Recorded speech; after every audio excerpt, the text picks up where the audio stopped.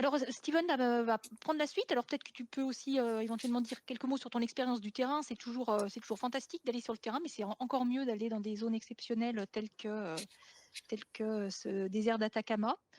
Et puis, il vous dira ensuite ce qu'on a fait avec ces échantillons. Ouais, merci Stéphanie. Et donc, bonjour à tous. Comme Stéphanie l'a dit, je suis étudiant en thèse. Et donc, mon travail de thèse porte sur ces minéralisations de cuivre là, du désert d'Atacama. Et donc, le préalable à tous travaux voilà, de datation de ces minéralisations, c'était d'aller chercher ces minéralisations. Donc, grâce au partenariat qu'on a pu nouer, que les directrices de thèse ont pu nouer avec des collègues chiliens, donc j'ai pu aller à Antofagasta. Donc, il y a un peu la capitale minière du Chili, dans le désert d'Atacama, où j'ai pu passer 2 mois, donc avec des collègues chiliens à l'université d'Antofagasta. À côté de ça, j'ai pu passer au total 20 jours dans le désert. Donc, il faut savoir que quand on est dans le désert d'Atacama, on va avec tout ce dont on a besoin. Donc, nos tentes, nos couvertures aussi pour la nuit, parce que dans la nuit, il fait très froid. On descend voilà, en dessous de zéro.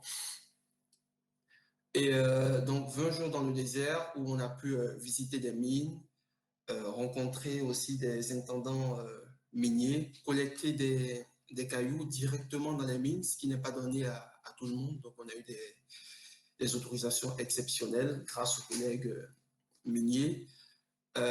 Ensuite, la vie pendant l'échantillonnage, donc le matin, comme vous l'a montré, on fait une sorte de topo un peu, où est-ce qu'on doit aller. Et ensuite, allez, on prend nos instruments, donc le marteau, la boussole, le GPS, le carnet, des cartes, et on va récolter des cailloux, donc dans des mines abandonnées, comme vous avez pu le voir, mais aussi dans des sites en exploitation.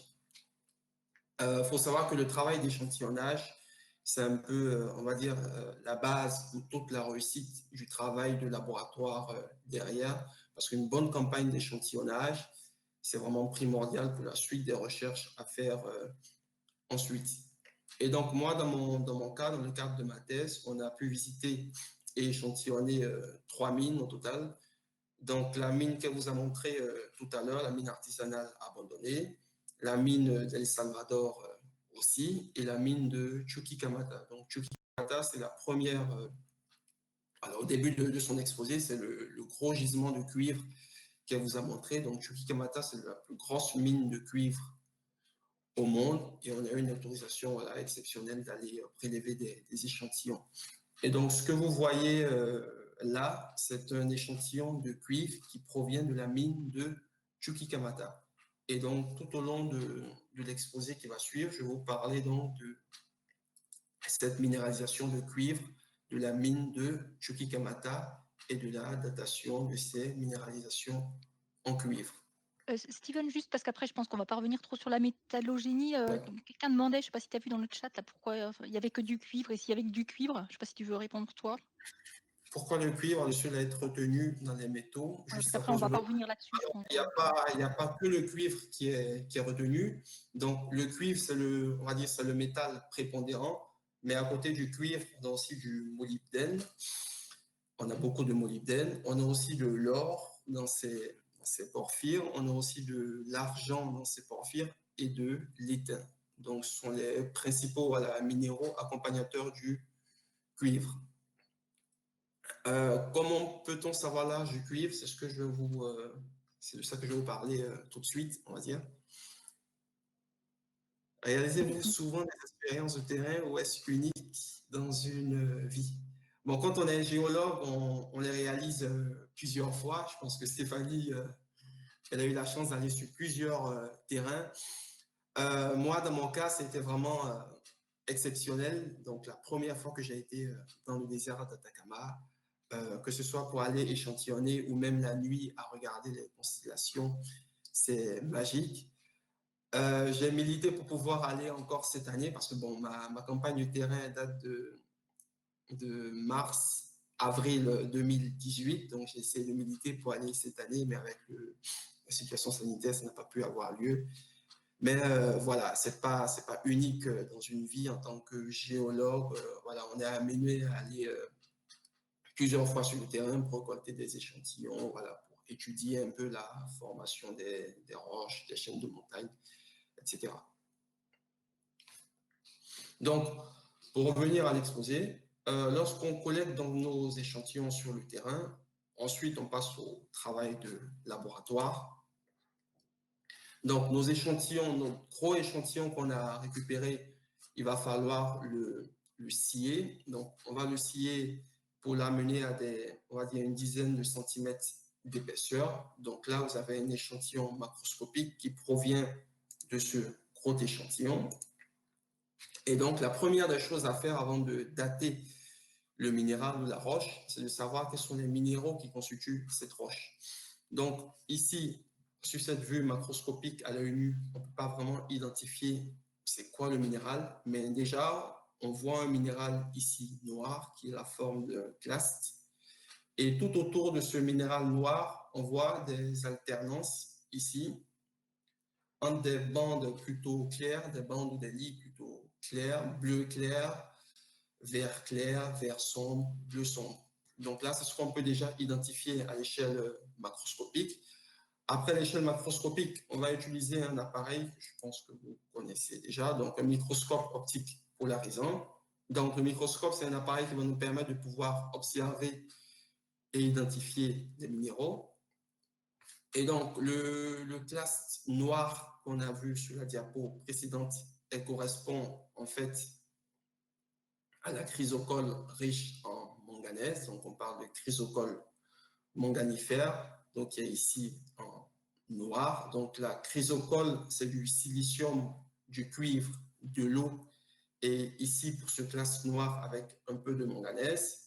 Et donc tout autour de ce classe, on voit une alternance ici entre des lits ou des bandes ici blanches qui correspondent à la chrysocole. Donc la chrysocole, comme je l'ai dit, silicium, cuivre et de l'eau. Et ensuite, on a ces bandes ici vertes qui correspondent à de la pseudomalachite. Donc, vous avez la formule ici de la pseudomalachite qui est phosphate, qui est un phosphate de cuivre, donc avec du cuivre, du phosphore et aussi avec un peu d'eau.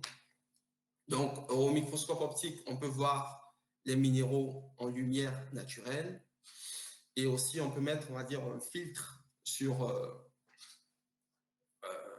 les loupes, voilà, pour pouvoir observer en lumière analysée, polarisée et analysée. Donc là, ce classe noir de chrysocole riche en manganèse, on le voit ici. Ces bandes blanches, ici, ces lits blancs de chrysocole, on les voit ici avec cette belle couleur. Et les bandes vertes, ici, restent toujours vertes.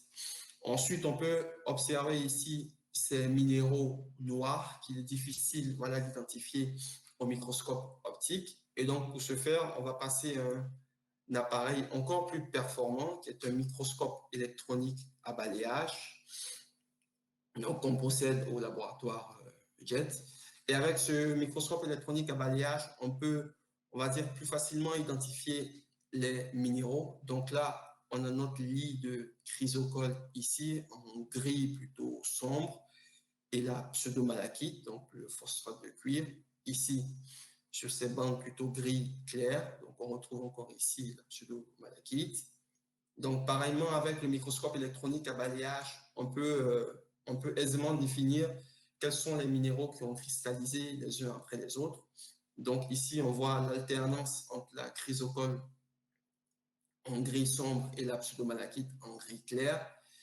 Et en fin de cristallisation, ici, on voit des aiguilles ou des baguettes d'atacamite. Donc là, on peut clairement identifier, voilà, une cristallisation tardive de l'atacamite. Donc l'atacamite, c'est un sel de cuivre, un chlorure de cuivre qui est caractéristique donc, du désert d'Atacama, donc atacamite parce qu'il provient du désert d'Atacama. Donc maintenant qu'on a pu identifier nos minéraux, on va passer à la datation en tant que telle de ces minéraux. Et donc, pour dater ces minéraux, on a utilisé la datation par radiochronologie uranium plomb, pardon. Donc, c'est un principe de datation un peu comme le carbone 14. Mais dans le cas de la radiochronologie uranium-plomb, on va se baser sur la quantité d'uranium qui est présente dans le minéral lorsque ce minéral est cristallisé. Donc, il faut savoir que quand un minéral contient de l'uranium à sa cristallisation, au fur et à mesure que le temps passe, l'uranium qui possède deux isotopes, donc l'uranium 238 et l'uranium 235, vont se désintégrer en plomb 206 et en plomb 207. Et donc, qu'est-ce qu'on va faire? On va compter le nombre d'atomes ou d'isotopes, donc d'uranium 238, d'uranium 235, de plomb 206, de plomb 207. Et après, par des calculs mathématiques, on pourra retrouver l'âge de cristallisation de ce minéral et partant de la roche. Donc, c'est ce principe-là de radiochronologie uranium-plomb que j'ai essayé d'appliquer, qu'on a essayé d'appliquer à nos minéralisations de cuivre. Et donc, pour appliquer ce principe, on a besoin d'un appareil performant. Donc là, on a utilisé un spectromètre de masse que vous voyez ici, à torche plasma. Et ce spectromètre de masse, on va le relier avec un système d'ablation laser que vous avez ici à droite. Et donc, comme une session d'analyse se passe, on va venir sur notre échantillon ici et on va pulvériser l'échantillon avec notre laser. Donc, on pulvérise l'échantillon avec le laser. Il y a un matériel qui se forme et donc le matériel qui a été ablaté, qui a été pulvérisé par ce laser, il va passer par ces petits fils-là que vous voyez, tac, tac, tac, pour venir ici dans ce spectromètre de masse. Et arrivé dans le spectromètre de masse va compter les isotopes ou les atomes d'uranium et de plomb. Et derrière, par des calculs mathématiques, par des logiciels, on va arriver à déterminer combien d'isotopes d'uranium et de plomb on a dans notre échantillon et à partir de là, pouvoir déterminer un âge de cristallisation. Et donc, c'est ce qu'on a fait sur nos minéraux, donc de la mine de Chuquicamata et sur la pseudomalachite en l'occurrence, donc le minéral vert.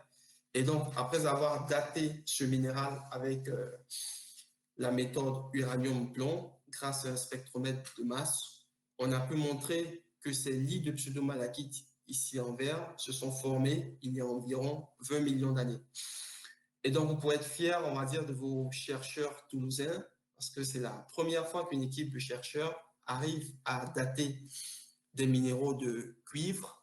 Il faut dire que d'habitude, on date des minéraux accessoires, donc des minéraux tels que le zircon, la monazite, qui sont un peu plus faciles à dater.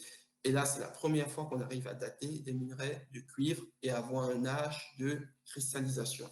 Et donc là, en l'occurrence, ce lit de pseudomalachite s'est formé à 19,45 millions d'années. Alors, c'est très important parce que comme Stéphanie vous l'a dit, on est dans le désert d'Atacama, il ne pleut presque pas. Et pour former ces minéralisations de cuivre secondaires, comme elle a dit, on a besoin d'eau. Et là, on montre qu'il y a environ 19 millions d'années, le climat n'était pas hyper aride dans le désert d'Atacama, mais plus humide que maintenant. Et ce qui a permis voilà, la circulation d'eau météorique et la formation de ces minéralisations de cuivre. Alors, maintenant qu'on a réussi à dater ces minéralisations de cuivre, on va essayer de comprendre quel est le lien entre la formation de ces minéralisations de cuivre et celle du relief et l'évolution du climat dans le désert d'Atacama. Il n'y a pas de questions pour l'instant. Je vais continuer. Alors, comme vous l'a dit Stéphanie, donc le désert d'Atacama, c'est le désert le plus aride sur Terre. On est en situation d'hyperaridité, donc il ne pleut presque pas. Et donc, cette situation d'hyperaridité a permis la formation de dépôts salins. Donc, on peut voir ici cette couche blanche qui est une croûte saline, donc, que j'ai pu voilà, voir et toucher quand j'étais voilà, en mission dans le désert. C'est très salé, on va dire. Donc, l'hyperaridité a permis la formation de dépôts salins. Et cette hyperaridité a aussi permis la formation de salars. Donc, les salars sont de grandes étendues d'eau, un peu comme des lacs, qui sont riches en dépôts salins. Donc ici, vous avez le salar de San Pedro d'Atacama, qui est en plein cœur du désert d'Atacama. Ce que vous voyez ici, ce sont ces dépôts salins dont je vous parlais. Et une autre spécificité des salars, c'est qu'ils sont riches en dépôts salins, et ces dépôts salins sont très riches en lithium. Et de nos jours, le lithium, il est très important parce qu'il est utilisé dans la fabrication des batteries des voitures électriques. Donc, comme on peut le voir, l'hyperaridité ne fait pas que des... Bon, on va dire, n'est pas un désavantage pour le Chili. Parce que grâce à cette hyperaridité-là, on arrive à former des salars et on arrive à extraire le lithium de ces dépôts salins. Alors, quand est-ce que le désert d'Atacama est passé à une situation d'hyperaridité? Donc là, c'est toute la question que les sédimentologues, que les climatologues se posent. Ce qu'on sait par les recherches de plusieurs chercheurs donc, qui travaillent sur ces questions de climat, c'est que le désert d'Atacama, il est aride depuis environ 50 millions d'années. Donc aride, c'est-à-dire que les précipitations sont de l'ordre de 100 à 200 mm de pluie par an, donc il pleut. Cependant, l'hyperaridité, on n'arrive pas encore bien à situer. Donc, il y a des chercheurs, ici en l'occurrence Hartley et Chong, qui ont fait une étude qui a été publiée en 2002. Et donc, ces chercheurs-là, ils sont allés étudier les dépôts salins. Donc, les dépôts salins, ça se compose de gypse. Le gypse, c'est un sulfate de calcium, de nitrate de sodium ici, et de halite. La halite, c'est le sel gemme, donc le sel de cuisine qu'on consomme tous les jours. Et donc, ces chercheurs-là sont allés étudier la formation de ces dépôts salins dans des sédiments dans le désert d'Atacama, donc tout le long du désert d'Atacama. Et donc, qu'est-ce qu'ils ont montré? C'est que dès 20 à 22 millions d'années, on a eu formation de ces dépôts de sel dans les sédiments. Et donc là, c'est une preuve que le climat commençait à devenir hyper aride. Voilà. Mais là, on était toujours en situation d'aridité. Et lorsqu'on a eu une augmentation de la formation de ces dépôts salins, donc comme on peut le voir ici, donc avec ces symboles qui commencent voilà, à proliférer lorsqu'on on parle de 20-22 millions d'années jusqu'à l'actuel, donc que ce soit pour le gypse ou ici pour les dépôts de sel. Donc on voit qu'à environ 10 millions d'années, il y a une prolifération de ces dépôts salins. Et donc, à partir de 10 millions d'années, le climat a commencé à devenir hyperaride. Donc, on a commencé à initier l'hyperaridité. Et à environ 6 millions d'années, comme on peut le voir ici, là, on a vraiment une prolifération de ces dépôts de sel. Donc, entre 6 millions d'années et environ 3 millions d'années ici, on a une prolifération de ces dépôts de sel. Ces dépôts de sel ont commencé à devenir importants et surtout à être préservés dans ces sédiments, ce qui est une preuve donc de l'hyperaridification du désert d'Atacama. Et donc, maintenant qu'on sait que le désert d'Atacama il est hyperaride depuis environ 10 millions d'années, ou qu'il a commencé cette hyperaridité depuis environ 10 millions d'années, des chercheurs se sont intéressés aux causes voilà, de cette hyperaridification. Stéphanie nous avait parlé de ça au début. Alors, il y a trois grandes causes qui ont été évoquées. Donc, la première, c'est qu'entre 20 et 3 millions d'années, on a fermé ici l'isthme de Panama. Donc, on a fermé l'ouverture entre l'Amérique du Nord et l'Amérique du Sud. Et cette fermeture ici du Panama en 20 et 3 millions d'années a entraîné une perturbation de la circulation des courants océaniques et a permis in fine, l'hyperacidification du désert d'Atacama. Alors, c'est une proposition qui est toujours débattue à l'heure actuelle. Il n'y a pas de consensus. Il y a beaucoup de chercheurs qui sont contre cette affirmation. Une autre affirmation, c'est qu'entre 7 et 6 millions d'années, il y a eu la formation de la calotte glaciaire en Antarctique. Et donc, qui dit formation de la calotte glaciaire dit un refroidissement des températures. Donc, il y a eu un refroidissement global des températures à l'échelle de la Terre. Et donc, pour certains chercheurs, c'est ce refroidissement global de la Terre entre 7 et 6 millions d'années qui a permis l'hyperacidification du désert d'Atacama. mais aussi l'aridification du désert du Sahara, par exemple, en Afrique du Nord, ou du Kalahari en Afrique du Sud, et même du désert d'Australie. C'est aussi une cause une affirmation qui est beaucoup débattue à l'heure actuelle. Et enfin, il y a on va dire, il y a une affirmation qui est plutôt, qui fait consensus en ce moment, c'est que l'hyper-édification du désert d'Atacama est due à l'intensification du courant de Humboldt. Donc, le courant de Humboldt, c'est un courant qui va ramener des eaux froides de l'Antarctique ici et qui va circuler sur toute la côte pacifique de l'Amérique du Sud. Donc, le courant de Humboldt, il ramène les eaux froides ici, donc tout le long de la côte pacifique de l'Amérique du Sud. Et ce courant de Humboldt, là, on va dire, il va empêcher les précipitations de se former donc tout le long de la côte pacifique de l'Amérique du Sud. Et donc, c'est cette intensification de ce courant de Humboldt, il y a environ 10 millions d'années, qui est donc la cause de l'hyper-aridification du désert d'Atacama. Et donc, c'est cette affirmation qui, en ce moment, fait consensus. Alors, pour résumer, si je veux placer maintenant le lien entre la formation du cuivre et l'évolution du climat, pour des temps, on va dire pour des époques supérieures à 30 millions d'années, on n'a pas trop une idée du climat qui faisait dans le désert d'Atacama, mais on sait que depuis environ 30 à 35 millions d'années, on est dans une situation d'aridité dans le désert d'Atacama, pardon. Donc, il y a eu des pluies, des précipitations de l'ordre de 200 mm d'eau par an, et c'est pendant cette aridité-là du désert qu'on a pu former nos gisements de cuivre supergènes. Donc, comme Stéphanie l'a dit dès le départ, on a besoin d'eau pour former ce cuivre supergène. Et donc, on voit bien que notre formation du cuivre supergène corrèle bien avec un climat aride, donc un moment où il y avait suffisamment d'eau pour former ce cuivre supergène. Et ensuite, quand on évolue dans le temps, jusqu'à environ 10 millions d'années, on a une chute abrupte des précipitations.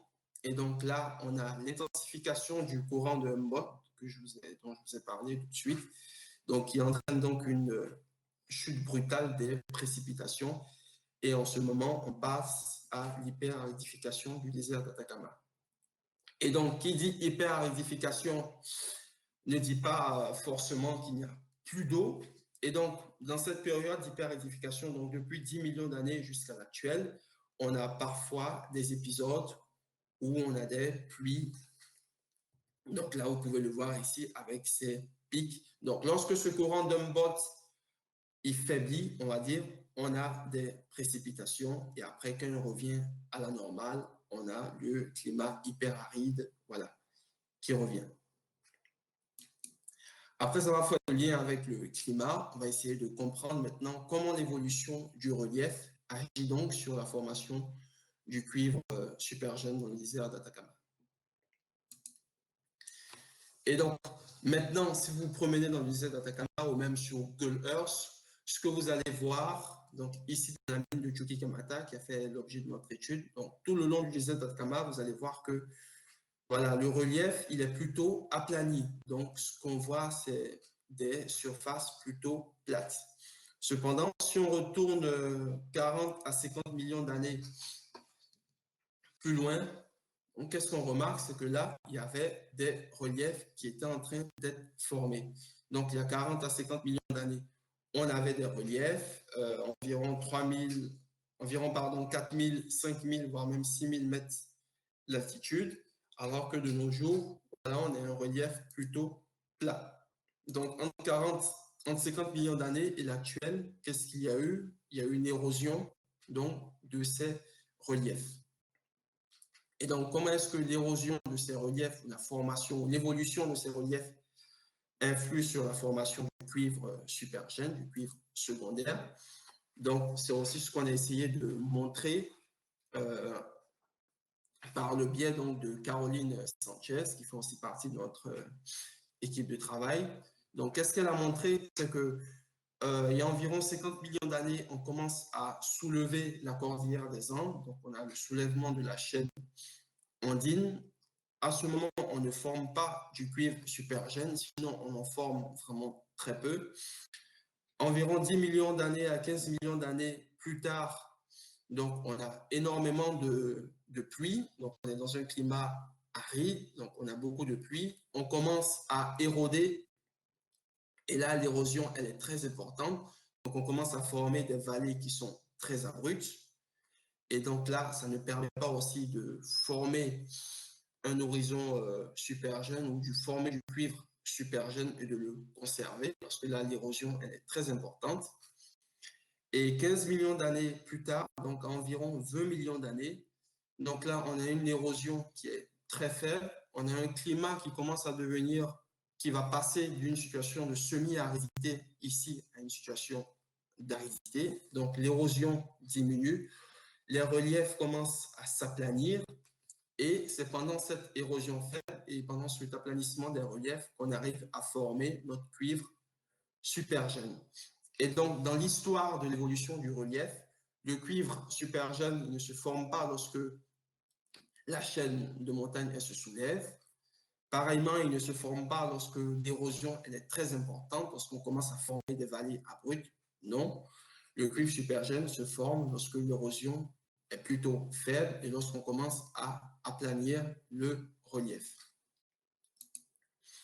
Et donc, pour faire une sorte de récapitulatif donc, entre la formation du cuivre supergène, l'évolution du relief et du climat, comme on l'a dit, entre 50 et 40 millions d'années, on commence à former le relief. Donc là, on a notre relief qui monte. À environ 35 millions d'années, on a notre relief qui commence à être érodé. Donc là, on a une érosion rapide. On commence à former des vallées abruptes, comme on a montré. Donc là, on a le relief qui commence à s'aplanir.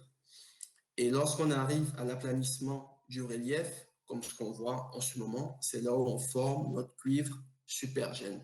Et donc là, on le montre bien grâce aux datations de la pseudomalachite qu'on a pu faire dans le secteur de Chuquicamata.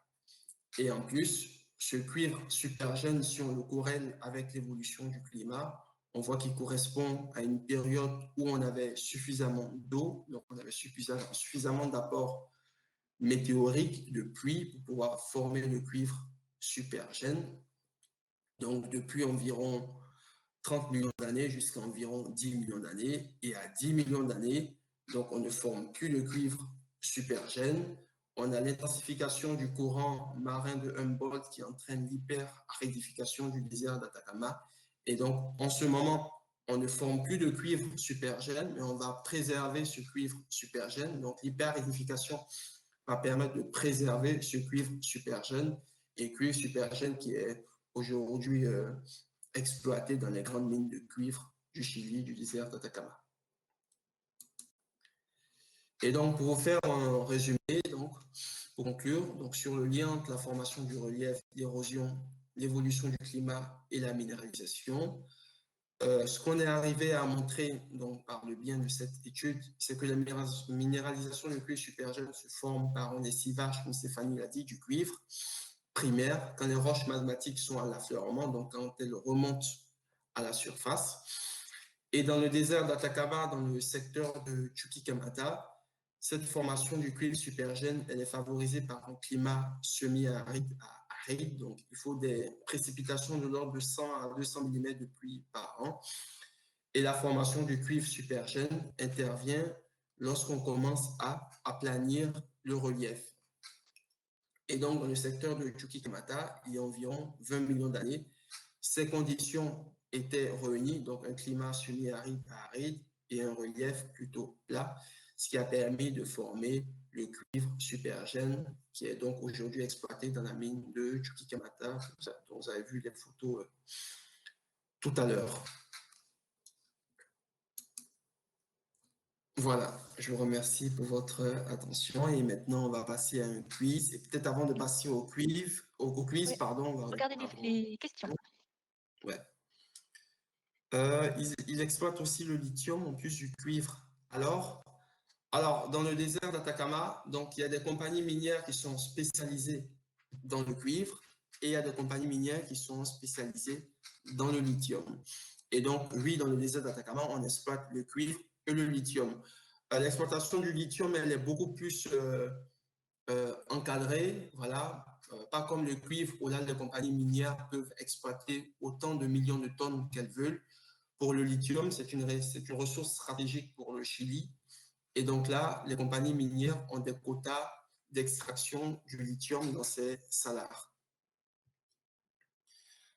Il y a une autre question sur le lithium, sur la formation, Steven. Ah oui, d'où vient le lithium dans ce sel des salars? Bonne question. Est-ce que je suis en mesure de répondre? Je peux peut-être faire. En fait, ces salars-là, c'est des dépôts de sel en général, c'est-à-dire que c'est des dépôts qui sont liés au fait qu'il y a un certain nombre d'éléments chimiques qui sont dissous dans l'eau. Et quand l'eau s'évapore, donc l'eau des lacs, hein, par exemple, ou l'eau des mers peu profondes, quand ces eaux s'évaporent, elles vont évidemment concentrer les éléments chimiques dissous. Et puis, il y a un moment où la concentration est telle que ces éléments vont précipiter. Donc, c'est une manière, hein, évidemment, de former, de faire ce qu'on appelle du sel-gemme, hein, ou de produire ce qu'on appelle du sel-gemme. Alors, soit ça se produit naturellement dans des mers fermées ou dans des lacs, hein, soit, vous savez, on peut faire ça de manière artificielle dans des salines, hein. Mais le principe est le même, c'est que on fait évaporer de l'eau de telle manière que les sels qui sont dissous dans cette eau vont précipiter parce qu'on atteint les conditions de la saturation. Or, le lithium, c'est un élément qui est de la même famille que le sodium ou le potassium, par exemple, hein. Ce sont des alcalins, donc c'est le premier des alcalins. Donc si vous prenez le tableau de Mendeleïev, en dessous dans la colonne des alcalins, hein, vous avez à la fois le lithium et le sodium. Donc c'est vraiment 2 éléments chimiques qui fonctionnent de la même manière.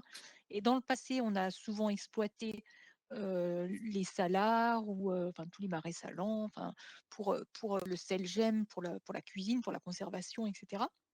Mais maintenant qu'on a besoin du lithium, eh bien, en même temps qu'on peut exploiter du sel de type NaCl, on peut aussi exploiter les sels de lithium. Donc c'est évidemment un processus et une origine qui est complètement différente de celle du cuivre. Ça n'a rien à voir, hein. Le seul point commun, c'est qu'effectivement, il faut des conditions désertiques dans le premier cas, dans celui du cuivre, pour préserver le gisement. Et puis, dans le cas du lithium et du sodium, il faut des conditions arides pour faire évaporer l'eau et atteindre les conditions de concentration. Mais ce n'est pas du tout au même endroit, par exemple, hein. Les salars dont on vous a montré des photos, ils ne sont pas localisés au même endroit que les mines de cuivre, parce que voilà, ce n'est pas les mêmes conditions de formation du tout. Alors, pour répondre à la question en quoi le refroidissement global du courant de Humboldt empêche les précipitations d'avoir lieu, je vais vous montrer la diapositive qui parlait du climat. Alors, donc, comme je l'ai dit, on a le courant de Humboldt qui va ramener des eaux froides depuis l'Antarctique, donc jusque tout le long de la côte pacifique du désert, pardon, de l'Amérique du Sud. Et donc là, on a le Pacifique. Et le Pacifique, lui, il va ramener en principe des nuages qui auraient dû venir ici au niveau de la côte pacifique de l'Amérique du Sud pour engendrer des précipitations. Mais on a ce courant de Humboldt qui va ramener des eaux froides, donc ils vont refroidir ici les eaux du Pacifique et donc empêcher la formation des nuages et donc la précipitation, ce qui va entraîner de facto l'hyperaridification du désert d'Atacama. Donc, pour résumer, on a le courant de Humboldt qui va refroidir toutes les eaux chaudes, on va dire, du Pacifique sur cette côte ici ouest de l'Amérique du Sud, ce qui va entraîner l'aridification de cette partie-là de l'Amérique du Sud et en l'occurrence du désert d'Atacama. Donc je vous rappelle, hein, le principe, c'est que l'air froid ne peut pas contenir beaucoup d'eau, hein. Ce qu'on appelle la pression de vapeur saturante de l'air, c'est-à-dire la quantité d'eau qu'on peut mettre dans l'air, dépend de la température et elle est très faible à basse température. C'est pour ça que quand vous êtes dans des climats, tropicaux, l'air est humide et puis quand vous êtes dans les pays du nord, l'air est en général sec et c'est pour ça aussi que l'hiver, il fait sec dans vos appartements, il fait sec dans l'extérieur, vous avez les lèvres et les mains gercées et cetera parce qu'il y a très peu d'eau qui peut être contenue dans l'air. Et autrement dit, quand on a des masses d'air froides, il y a très peu d'eau qui est contenue dedans, donc effectivement l'air est sec. Le peu d'eau qu'il y a, ben, elle va assez vite précipiter dès qu'il y a un petit peu de relief ou dès que la température diminue un petit peu et après il y a plus d'eau dans l'air, donc le froid est associé à la sécheresse. Merci. Alors, une autre question. Pourquoi le cuivre apparaît rouge qu'il a été, alors qu'il était au contact de l'eau lors de sa formation? Alors, il faut savoir que le cuivre qui est au contact de l'eau, il a un éclat métallique, donc il est brillant un peu comme l'or, on va dire. Et lorsqu'il n'est plus au contact de l'eau, donc lorsqu'il va s'oxyder, donc il va pouvoir prendre différentes couleurs, que ce soit du bleu comme de l'azurite, du vert comme de la malachite, ou à défaut, il peut avoir une couleur, je vais dire une couleur cuivre, et pas une couleur rouge ou rouille comme par exemple le fer. Voilà. Donc c'est un problème de conditions d'oxydation, hein, selon qu'on est dans l'eau, dans l'air, dans la nappe phréatique, en dehors de la nappe phréatique. Donc les conditions chimiques changent et du coup, la forme sous laquelle le cuivre se trouve change et la couleur va dépendre de ça. Bon, je pense que la question sur les métiers, on reviendra dessus plus Ouais, tard. après.